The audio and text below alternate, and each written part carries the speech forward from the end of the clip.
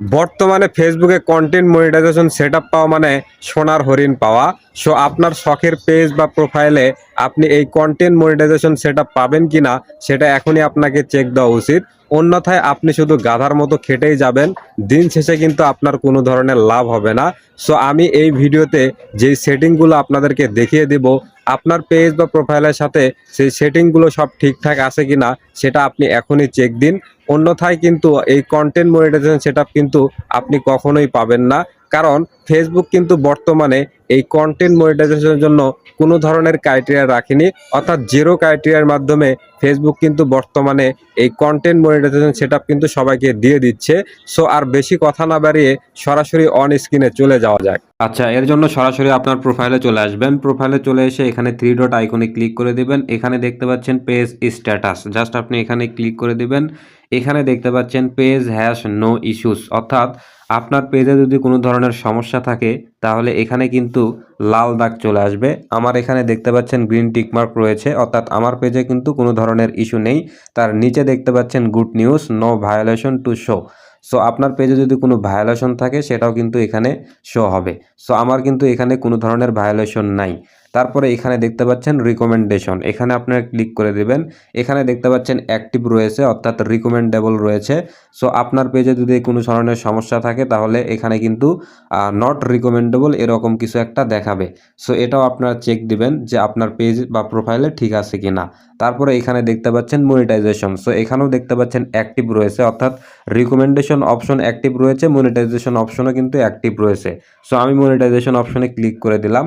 So এখানে দেখতে পাচ্ছেন your page is active and earning. So এই কথাটা যদি আপনার পেজ বা প্রোফাইলে ব্ল্যাঙ্ক থাকে, অর্থাৎ আমার মতো যদি গ্রিন না থাকে, যদি অন্য কিছু থাকে, তাহলে আপনি বুঝতে পারবেন যে আপনার পেজে সমস্যা রয়েছে এবং কি কারণে এখানে সমস্যা রয়েছে সেটাও কিন্তু এখানে শো করবে। সো আমার যেহেতু সমস্যা নেই যার কারণে কিন্তু কোনো কিছু শো করছে না। তো আমি সরাসরি ব্যাগে চলে আসলাম। আরও একটা সেটিং আপনাকে চেক করে নিতে হবে। সো এর জন্য আপনার প্রোফাইলে কর্নারে ক্লিক করে দিবেন, একটু নিচের দিকে স্ক্রল ডাউন করবেন, এখানে দেখতে পাচ্ছেন হেল্প অ্যান্ড সাপোর্ট, জাস্ট আপনি এখানে ক্লিক করে দেবেন। এখানে দেখতে পাচ্ছেন সাপোর্ট ইনবক্স, জাস্ট আপনি এখানে ক্লিক করে দিবেন। এখানে যদি কোনো কিছু লেখা থাকে তাহলে এটা কোনো সমস্যা না, এটা জাস্ট পেজের নামটা চেঞ্জ করা হয়েছে, এটাতে ভয় পাওয়ার কিছু কারণ নেই। প্রথমে যে অপশনটা দেখতে পাচ্ছেন রিপোর্ট অ্যাবাউট আদার্স, জাস্ট আপনি এখানে ক্লিক করে দিবেন। এখানে দেখতে পাচ্ছেন নো রিপোর্ট। এখানে যদি কোনো ধরনের ভিডিও শো করে তাহলে বুঝতে হবে আপনার পেজ বা প্রোফাইলের যে ভিডিওগুলো আপনি আপলোড করেছেন সেই ভিডিওর সমস্যা রয়েছে, অর্থাৎ রিপোর্ট রয়েছে। সো সেই ভিডিওগুলো এখানে এসে একটা একটা করে ডিলিট করে দিবেন।